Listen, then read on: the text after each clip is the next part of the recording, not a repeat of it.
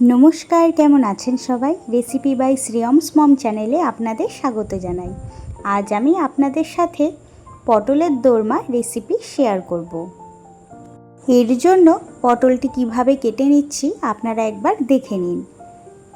কম বেশি আপনারা সবাই পটলের দোরমা ইজিলি বানাতে পারেন, সেটা আমি জানি, কিন্তু আমি কি পদ্ধতিতে বানাই সেটাই আপনাদের সাথে শেয়ার করতে এসেছি।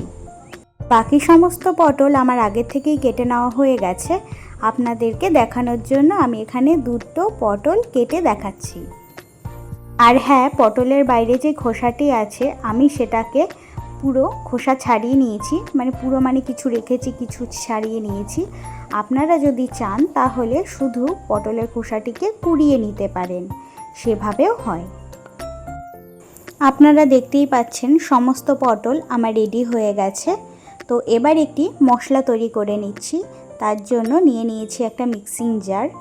এবারে তার মধ্যে সবার আগে দেব পটলের ভেতরে যে বীজগুলি ছিল সেই বীজগুলিকে দিয়ে দেব 10-15টার মতন কাঁচা লঙ্কা। আমি আমার ঝাল বুঝে দিয়েছি, আপনারা আপনাদের ঝাল বুঝে তারপরে সেই হিসাবে দেবেন।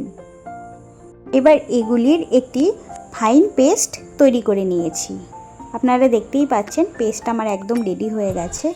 এবার গ্যাসের ওভেনে কড়াই বসিয়ে তাতে সর্ষের তেল দিয়ে পটলগুলিকে মোটামুটিভাবে ভেজে নেব, শুধু হলুদ দিয়ে। নুন কিন্তু এখানে দেব না, তাহলে পটল যদি বেশি নরম হয়ে গিয়ে জল ছাড়তে শুরু করে না, তাহলে ভেতরে পুর ঢোকাতে খুবই অসুবিধা হবে। তাই জন্য আপনারাও চেষ্টা করবেন শুধু হলুদ দিয়েই ভেজে নেওয়ার। সমস্ত পটল আমার হালকা করে ভেজে নেওয়া হয়ে গেছে, এবারে তুলে নিচ্ছি। পটল ভাজার যে তেলটি কড়াইয়ে পড়েছিল সেই তেলের মধ্যে এবারে প্রথমে দিচ্ছি গোটা জিরে ফোড়ন, তারপর দিয়ে দিচ্ছি খোসা ছাড়িয়ে রাখা এবং ফ্রেশ করে ধুয়ে নেওয়া চিংড়ি মাছগুলিকে।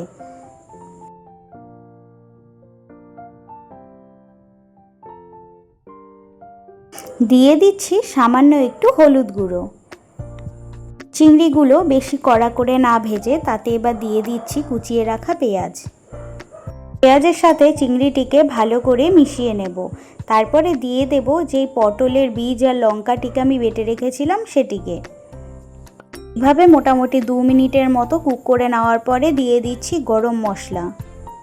আপনারা চাইলে এই পর্যায়ে একটু ঘিও ব্যবহার করতে পারেন, কিন্তু আমার মনে হয়েছে প্রয়োজন নেই বলে আমি শুধু গরম মশলাই ব্যবহার করেছি।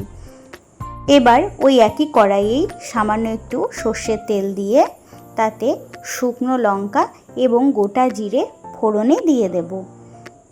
এবারে আমি আগের থেকে তৈরি করে রেখেছিলাম একটি মশলা, সেটিকেই দিয়ে দিচ্ছি। এর মধ্যে রয়েছে পেঁয়াজ, আদা, রসুন এবং টমেটো।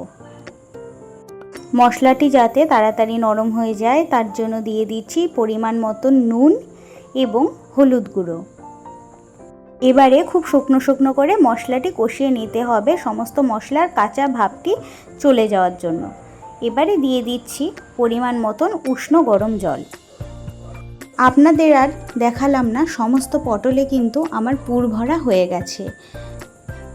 আপনাদের সাথে শেয়ার করতে পারলাম না কারণ ভিডিও ক্লিপটি আমি ঠিক খুঁজে পাচ্ছি না।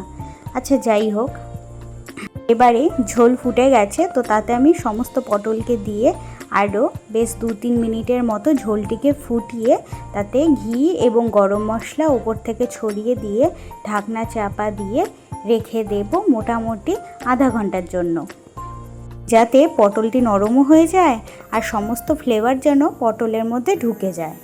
যাই হোক, আপনারা ফাইনাল লুকটি এখন দেখে নিন। খেতে অসম্ভব সুন্দর হয়েছিল, তো ট্রাই কিন্তু একবার করতেই হবে।